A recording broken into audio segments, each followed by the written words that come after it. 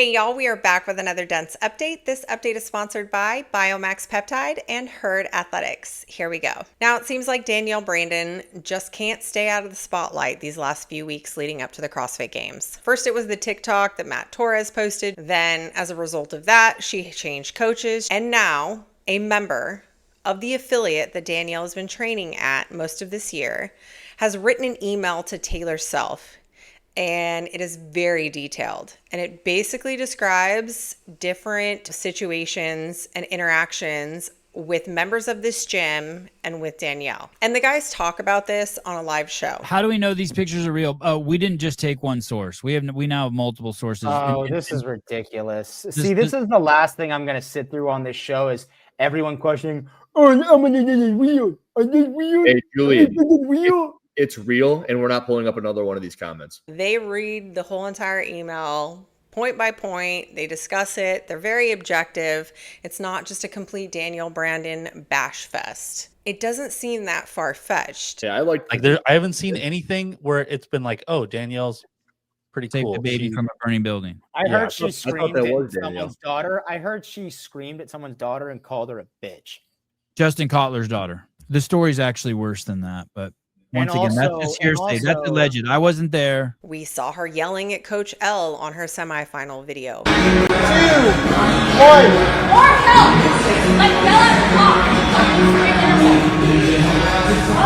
top. So I'm just going to break down the key points in this email and the examples that this person gave. The sender said that Danielle Brandon puts little sticky notes on some of the equipment there. Danielle Brandon's do not touch. She claims space and kicks people out of it. She acts like the gym belongs to her and everyone else is just in the way. She puts cones around her training area and labels equipment with handwritten signs, DB's Air Runner. And I'm with the Taylor on this one. The gym is not your storage facility. You have a house. You have a sauna at your house. Keep your air bike and your runner and your ski erg over there. Another example is somebody turned the fan off. She storms over there aggressively, gets in this person's face and yells, "Didn't I tell you not to turn the fan off?" And good for that member for standing up and saying, "Get the fuck out of my face." Who does that? I'm with that chick. That's my policy. You get in my face, ooh boy, it's gonna be a bad day. I'm gonna match your energy and then I'm gonna watch you be pissed off about it and play victim. Whoever this person was that stood up to her and said that, you get a high five. She yells at the DJ in the middle of workouts to change the song. Now, we know this is true because during the semifinal workout with the burpees over the bar and the shuttle runs, she did the same thing.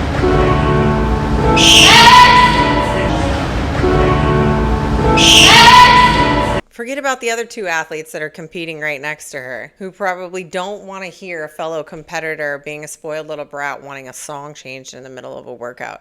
You know what happened one time? People complained at our gym about the music. The owner decided we were going to get a no music April. I remember that month all too well. We got to listen to our breathing. I can't even fathom a community that has to go through this. And I can't even fathom a community that puts up with this kind of shit. Another example, she kicked people out of the gym in the middle of the day for a photo shoot with no notice. This is just batshit crazy to me. She shut off the lights in the gym for a personal photo shoot. Then she walked around telling people to leave so she could shoot undisturbed.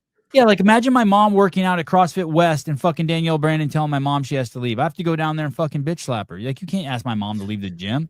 Girl, what are you doing? When the affiliate owner asked her to list CrossFit Hyde Park in her games profile when submitting her scores for the Open, she said, "I don't want to do anything for CrossFit." And then there's the dog, Little Cash. I'm a dog lover myself. She brings her dog in constantly, and just last weekend, the dog bit an elderly male member's calf, drawing blood.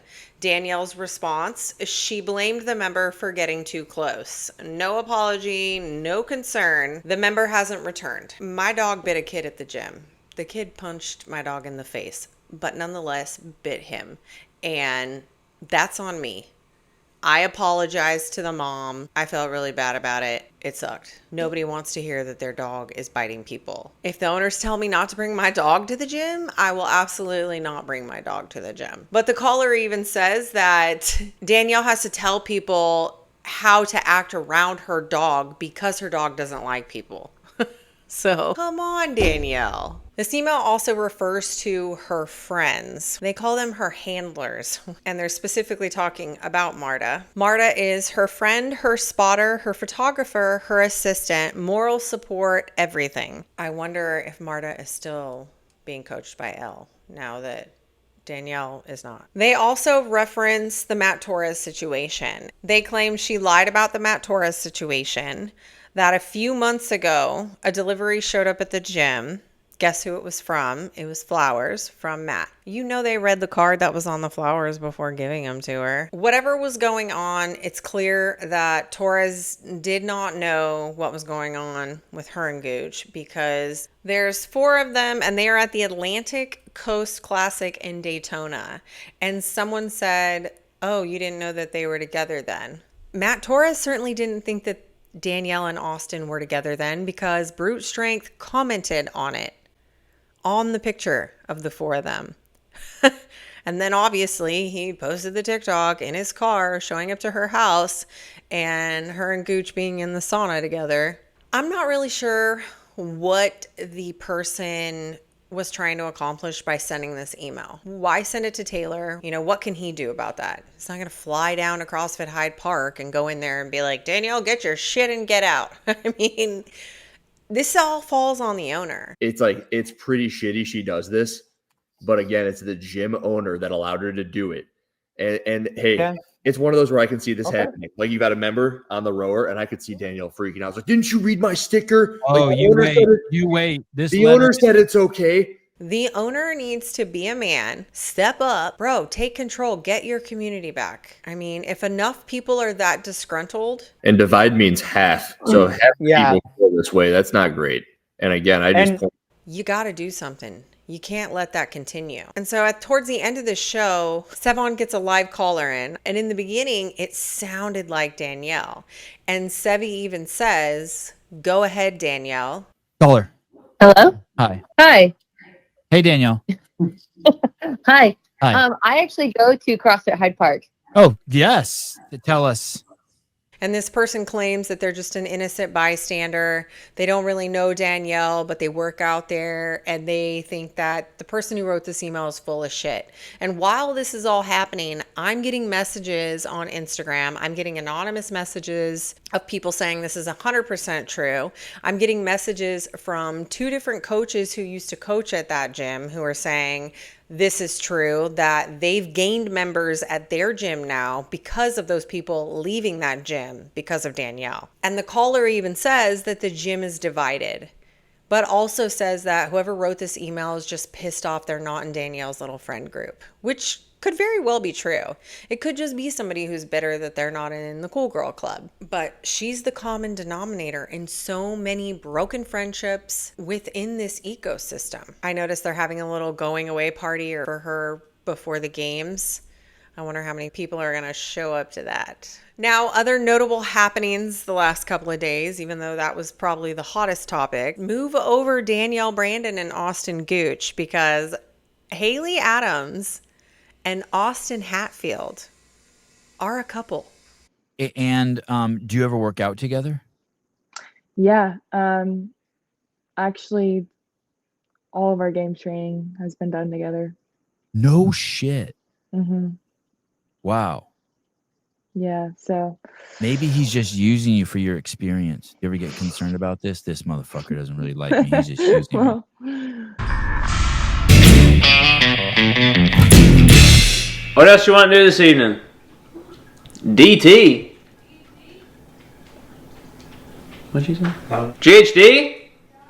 With what? Oh my god! Did you get that one? I got that. 30-minute break. And I am here for this fittest couple at the games love story. CrossFit just has its way of bringing people together. I think it's cute. I'm happy for Haley. I'm happy for Austin. I'm sure his mom just adores her. As far as other storylines for what might be coming from the CrossFit Games, Amanda Hari put out a video about some of the storylines she thinks we're going to see at the CrossFit Games. She's going to be there. I'm going to be there. We're all going to be there. It's going to be a good freaking time. That dense bitch.